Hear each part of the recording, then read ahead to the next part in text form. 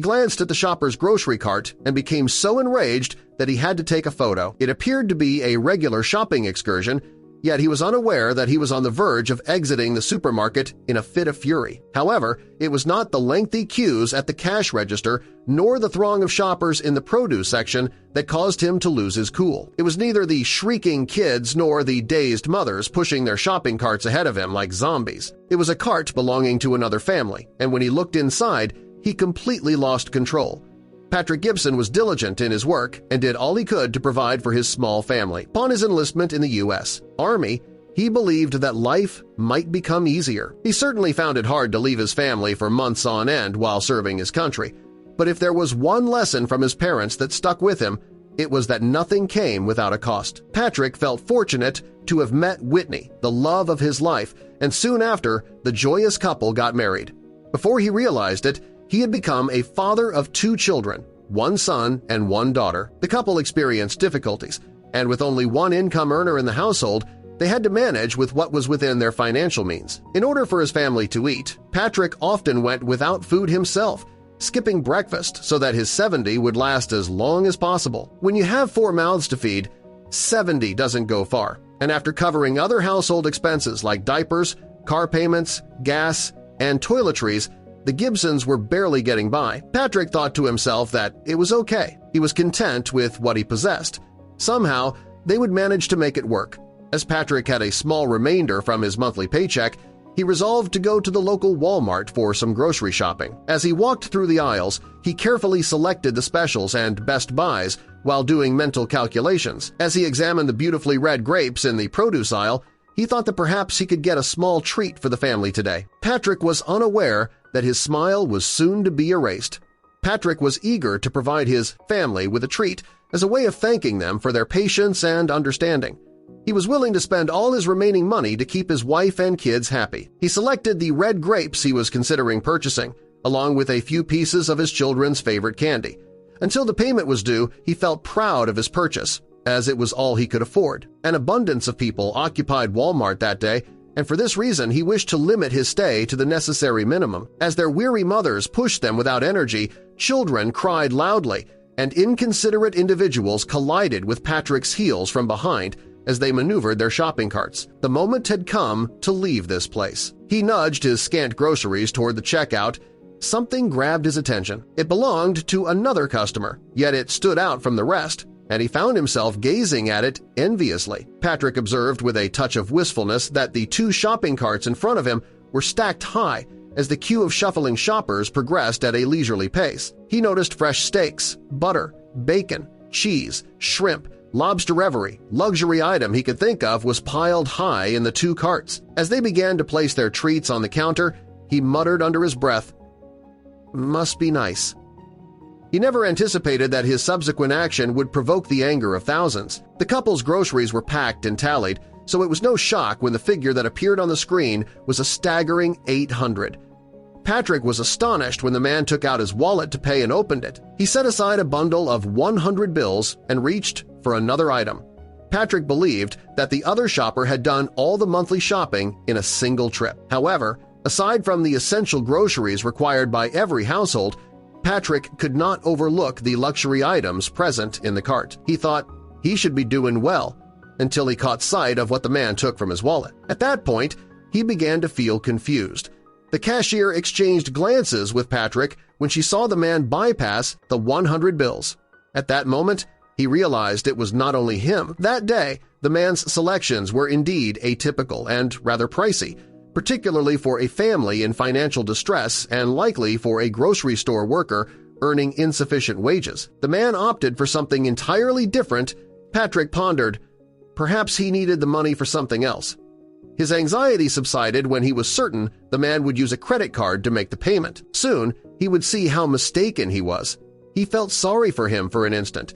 Perhaps all of these luxuries were a pleasure for his family, who he was accumulating debt to support. The man took a card out of his wallet at that moment. It wasn't a credit card. Sorry. He gave the cashier the card. She gave Patrick another strange look, looking surprised. What was going on? He was unable to identify the issue. Then he saw the card that the man had just paid the enormous $800 with. His blood began to boil at that point. For those who are unaware, an electronic benefits card, or EBT card, is a food stamp system that enables state welfare departments to distribute benefits using a payment card, and the man was paying for all of his luxuries with this money. Patrick took out his phone angrily. Having had enough, Patrick was upset that the couple could pay for food on their own, even if it was okay for them to use an EBT card. At that point, he made the decision to intervene and take the unimaginable action. Despite his anger, Patrick bit his tongue and took a picture. He suppressed his rage, thinking that perhaps he was too fast to pass judgment. Ultimately, he was unable to ascertain the couple's circumstances. The last straw, however, was about to be what he witnessed next in the Walmart parking lot. Patrick was trying very hard to earn a living. To support their children, he and his spouse had made incalculable sacrifices. He felt deceived and felt compelled to act in this way out of obligation. Despite the fact that the majority of military families are eligible for food stamps, many are excluded from the program despite their inability to purchase enough food. Among those unfortunate families was Patrick's family. He felt compelled to step in because of this, and he didn't hesitate to do so. When he passed them in the parking lot, Patrick had already completed paying for his 3 bags of groceries because the pair took their time loading the massive amount of booty into the back of their car. He made a huge error by looking at the incorrect moment. He had already accepted what he had just witnessed and made the decision to move on, but then he noticed the vehicle they were in.